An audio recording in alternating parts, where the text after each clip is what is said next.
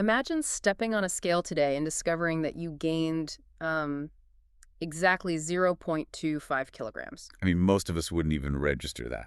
Right, a quarter of a kilo is like a glass of water. It's nothing. Yeah, it's barely a fluctuation. But for the individual we're looking at today, that tiny fluctuation didn't just go unnoticed. It actually triggered this highly specific biological defense protocol. A protocol involving green tea and what I can only describe as a strict sardine mandate. Exactly. And, it sounds pretty extreme when you isolate it like that. It really does. Right. But when you look at the broader context of what this person is doing, how they operate, it's actually incredibly measured. And that is exactly what our deep dive is about today. We are opening up a really fascinating set of private logs. It's a literal weekly review written by someone who treats their body, their mind, and their hobbies like this finely tuned, trackable system. Yeah, a true quantified self approach. Now, I want to be clear up front. We don't know who this author is, and frankly, we don't care. The identity or, the website where these notes live, completely beside the point. Right, the value isn't in the who, it's in the what. Exactly. What we're focused on is the sheer density of the insights here. Because for you listening, seeing how someone track the exact minutes they meditate or like the specific water chemistry of their fish tanks, it offers a completely different way to approach your own daily life and your own overwhelm. Because usually we treat our daily functioning super passively, right? Like we wake up, we feel groggy, and we just kind of accept, well, today's going to be a bad day. Yeah, we treat our energy levels like the weather, just something you have to endure. Exactly. But this author does the exact opposite. To them, every outcome has a cause, and every cause can be tweaked. So let's start with the absolute baseline of all of this. The hardware, physical recovery and sleep. The foundation of the system. Right. So the author logs exactly 6.6 hours of sleep on average for the week. They note that the quality was sporadic, dealing with some midweek fragmentation like waking up in the middle of the night, but then they deliberately scheduled solid recovery sleep over the weekend. Which is pretty standard. But their response to waking up with a stiff neck is what's really interesting. Yes. They didn't just complain about the stiff neck, they engineered a physical intervention. The new pillow patch. Right, exactly. They swapped to a softer pillow because they observed, they actually tracked, that it significantly reduced discomfort while lying flat. And moving forward, the protocol was a combination of this softer pillow, regular massaging, and heat pad treatments. Yeah, and what's fascinating here is that this is a perfect example of looking at the mechanics of the human body rather than just complaining about symptoms. You're right, shifting from passive to active. Exactly. Shifting from passive suffering to active experimentation removes the emotional weight of the pain. Like, lying flat with a pillow that is too firm creates a micro misalignment in the cervical spine. Oh, because your head is propped up too high. Yeah, your neck is pushed slightly forward for 6 or 7 hours. That misalignment causes the surrounding muscles to stay engaged to protect the spine. Which means they never actually rest. Right. And that constant engagement restricts local blood flow. So by switching to a softer pillow, the neck drops into a neutral alignment. The muscles finally disengage. And then adding the heat pad and the massage on top of that Artificially stimulates the blood flow that was restricted. It flushes out the metabolic waste that built up in the tissue. Okay, let's unpack this for a second because it's like running diagnostic software on a car, right? That's a great way to look at it. Like most people just say my knee hurts or my neck hurts and they just ignore it. But this person isolates the faulty code, which is the inflammation, and applies a highly specific fix. You aren't a victim of a bad neck. You are simply gathering data to find the right physical intervention. And that structural mindset completely dictates how they handle their daily movement, too. Oh, absolutely. They are incredibly strict about their step count. They hit an average of 6,000 steps a day, and they specifically aim for this super tight target window of 5,000 to 6,500 steps. Yeah, the precision of that window is what I find so interesting. It's not just walk more. No, it's very deliberate. And especially because they aren't achieving this by just grinding away on a treadmill for an hour. The steps are purely functional. Right, they're baked into the routine. Yeah, they mention accumulating them through, like, longer walks during grocery runs, going on specific field trips to local fish stores, and doing outdoor chores in the garden. But then they run into a bug in the system. Right. They mention hitting a wall with sporadic knee pain. which is the exact moment most people just give up and say, well, my joints are getting too old because I can't walk anymore. Exactly.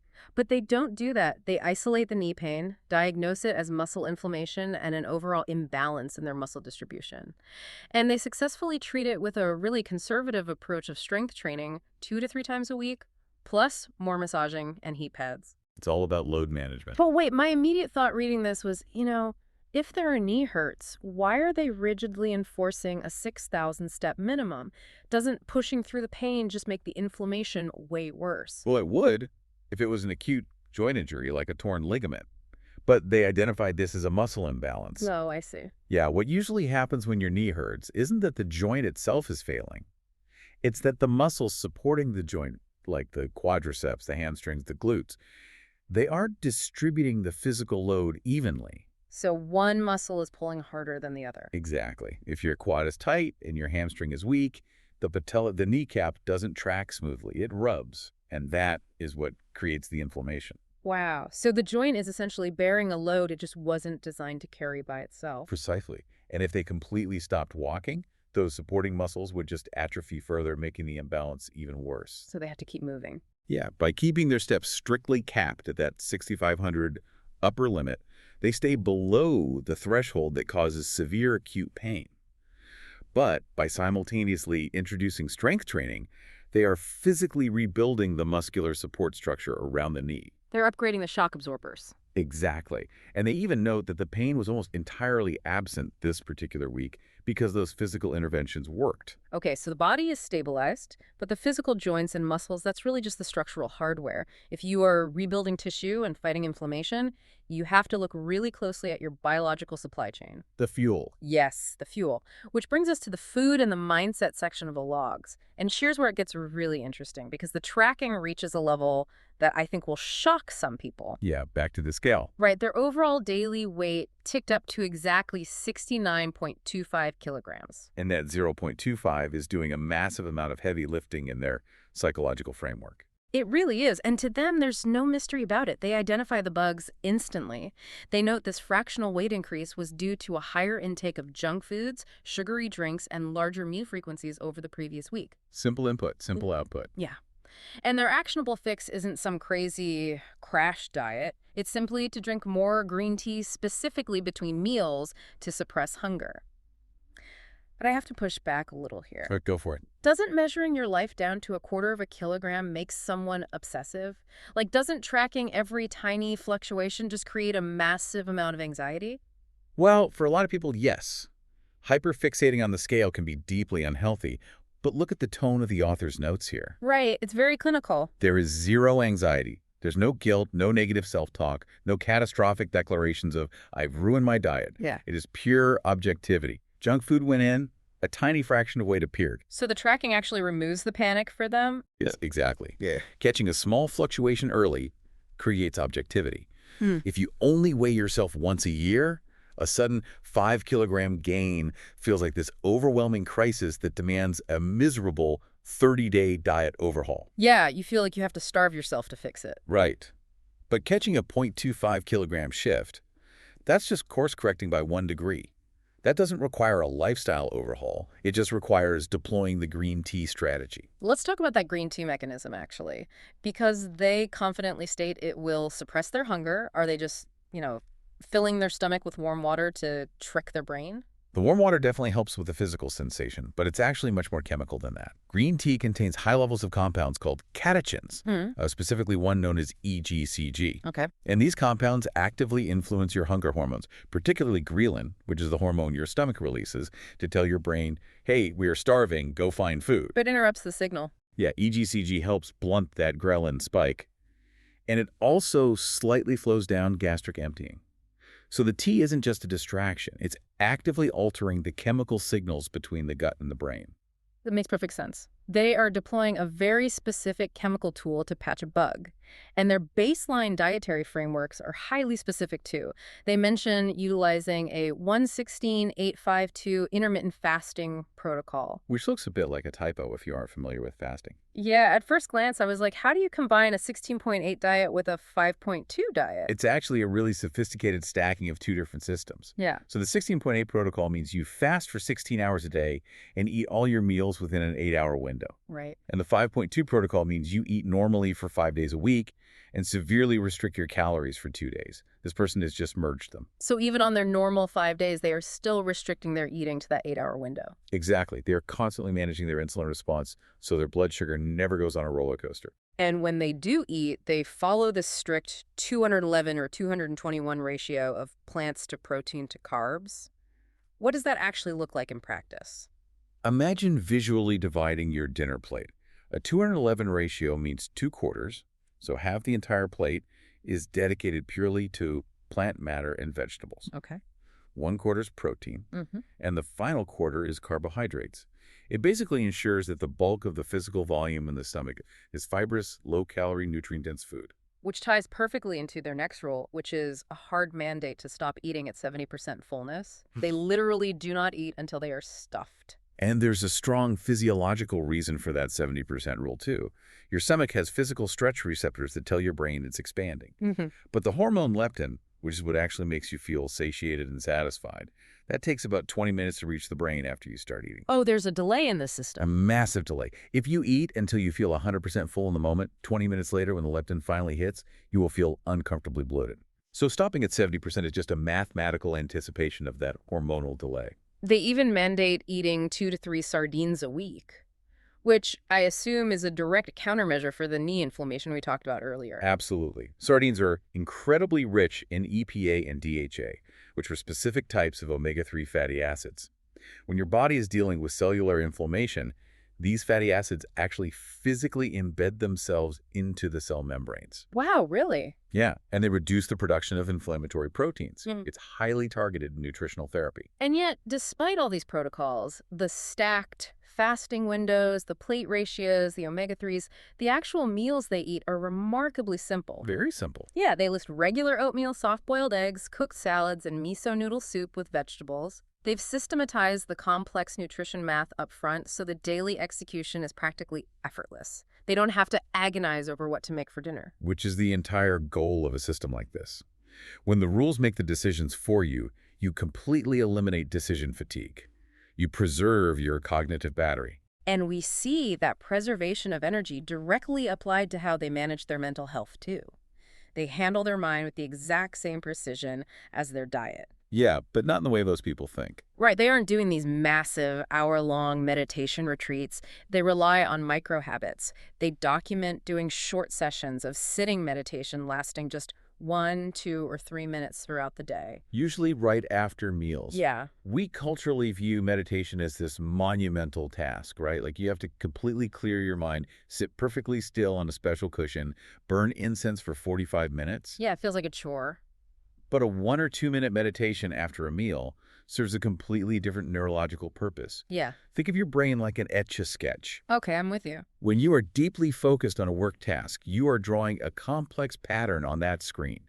If you immediately jump to the next task, say you eat lunch, and then jump straight back into a spreadsheet, that residual pattern, the stress and momentum of the first task, bleeds into the second. You never cleared the screen. Exactly. A 2-minute meditation is just shaking the etch-a-sketch. It forces a temporary interruption in the brain's default mode network. It is a hard reset for the nervous system, allowing you to transition between parts of your day without carrying emotional baggage forward. They also integrate this into their physical movement. They specifically note doing walking meditation while raking leaves in the yard.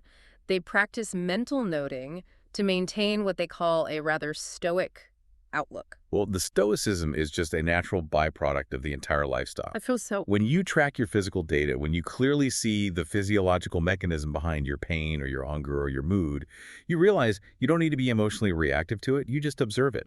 I eat junk food, my body retained a 1/4 kilo of mass, I will drink green tea. My mind feels cluttered, I will shake the Etch-a-Sketch for 2 minutes. Exactly. It removes the drama. So the body is repaired, The inflammation is managed, the fuel is optimized, and the operating system, the mind is clear. Once the biological machine is running smoothly, what is the actual output? Yeah, what's it all for? Right, and this is where the deep dive shifts from just maintenance to actual creation. They apply this intense tracking to their hobbies and their leisure time. And honestly, looking at the sheer volume of what they do, it's exhausting just to read. The volume is immense, but the execution is what makes it possible. Let's look at the list. In coding, they are making daily pull request contributions across this incredible spread of programming languages: Go, Python, Elixir, Erlang, Rust, Haskell, A very diverse stack. while simultaneously tinkering with personal pet projects. Then, in writing and reading, they are turning out 3 posts a day, reading 5 to 10 minutes daily, and they're currently planning a research piece on the 3 highs. We should probably clarify some of that because it reveals their underlying strategy. Okay. A pull request in software development basically means you are suggesting a code change to someone else's existing project. And the author specifically notes that sometimes they're just hopping through GitHub repositories, fixing minor typos in the documentation. Wait, fixing typos? Why would someone who is this obsessed with optimizing their life waste time fixing typos in other people's code? Because it lowers the barrier to entry to absolute zero.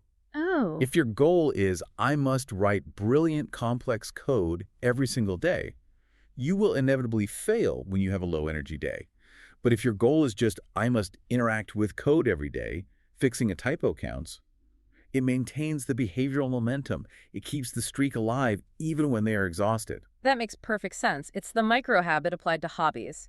And their reading topic, the 3 highs, is another medical deep dive. It refers to the 3 classic markers of metabolic syndrome: high blood pressure, high blood sugar, and high blood lipids or cholesterol. Yeah, even their leisure reading is basically researching preventative maintenance for the human body. Exactly. But it extends way beyond screens and reading. The physical world is just as rigidly structured. Oh, the home improvement stuff? Yeah. They have this brilliant micro habit for home improvement: decluttering exactly 1 item per day. Not a whole room, just one item. Right. Not a closet, not a desk, just one piece of junk.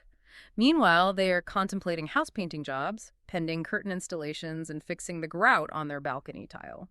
And then there is the natural world. Managing the biological systems outside of their own body. Yes, the fish keeping and the nature logs, they are watering and weeding the garden daily. And the fish keeping is practically a laboratory operation. They are acclimating guppies into outdoor ponds. They're managing a specific yellow-blue rack of tanks. The level of detail there is wild. It is. They are actively tracking the spawning logs of their Apistogramma cichlid pairs, noting that some have finally started to spawn again.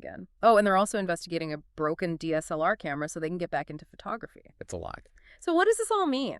I look at this list fixing GitHub typos every single day, throwing away 1 piece of junk every day, logging the exact reproduction cycles of dwarf cichlids. Doesn't structuring your hobbies this rigidly risk turning fun into work? It feels like it would. Yeah. If I have to log my fish's behavior in a spreadsheet, it sounds like a second job. But if we connect this to the bigger picture, it proves that structure doesn't kill joy. It actually enables it.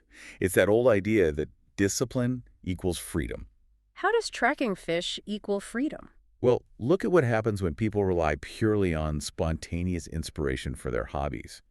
Motivation is deeply unreliable. You might love the idea of breeding rare cichlids, but when you get home from a long workday, you are drained. True. If you rely on feeling inspired to check the pH levels and change the water, the fish will eventually die. And then the hobby just turns into a source of guilt. You end up sitting on the couch, mindlessly scrolling, feeling bad that you aren't doing the thing you supposedly love doing. Exactly. What this author is actually doing by systematizing all these different hobbies is diversifying their dopamine portfolio. Oh, I like that. If they're stuck on a complex coding problem in Rust and feeling frustrated, they can walk outside and see that their cichlids have successfully spawned because they maintain the strict water chemistry.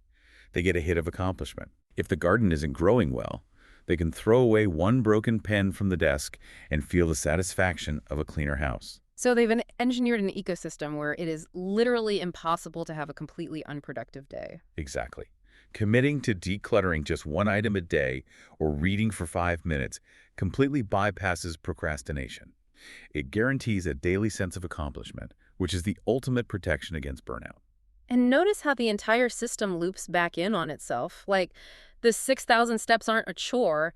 They are achieved by walking to the fish store to support the hobby. Right. The green tea suppresses the hunger, which maintains the weight, which reduces the biomechanical load on the knee, which prevents the joint inflammation, which allows for the walking meditation while raking the garden, which resets the nervous system, which clears the mind so they can write 3 posts a day. It's incredible. You pull one thread, and the whole system responds. It's a masterclass in breaking massive life goals down into tiny, actionable data points. Which brings us to the core takeaway for you listening today. Because treating your life as a series of trackable, tweakable systems creates a profound sense of momentum. But to be clear, you do not need to try and track everything perfectly like this source does. Definitely not. Please do not suddenly mandate a 211 diet ratio and start tracking the exact fraction of a kilogram you gained tonight. Trying to adopt an entire complex system overnight is a guaranteed recipe for failure. Yeah, this person has clearly spent years, maybe decades, tweaking these variables to find exactly what works for their unique biology. The real value here is adopting the mindset. It's about shifting how you view your own daily friction. Instead of looking at your stress or your fatigue as this massive, unsolvable knot, start looking for the mechanisms. Be objective. Exactly. Start asking yourself, what small piece of data can I gather today to make my routine slightly better tomorrow? If you wake up with a sore neck, don't just accept it as part of aging. Ask if you need a softer pillow. If your energy crashes at 3 p.m., look at the ratio of carbs you ate at lunch. Treat your life like a fascinating, solvable experiment. Because if you never monitor the internal metrics, you're just blindly hoping the machine keeps running. Right. But if you pay attention, if you make micro adjustments to the fuel and the hardware, you can maintain momentum for a very, very long time. And you might even find the energy to build an outdoor pond for your guppies. We're going to leave you with a final provocative thought to explore on your own today. If you had to create a weekly review for your own life starting today, what is the one seemingly insignificant metric you would start tracking? Yeah, what's that one tiny variable? Maybe it's the exact time you drink your first glass of water, or the number of times you switch tasks in an hour. What is the one metric that might reveal a massive hidden truth about why your days feel the way they do? Think about it. Find your metric and start debugging.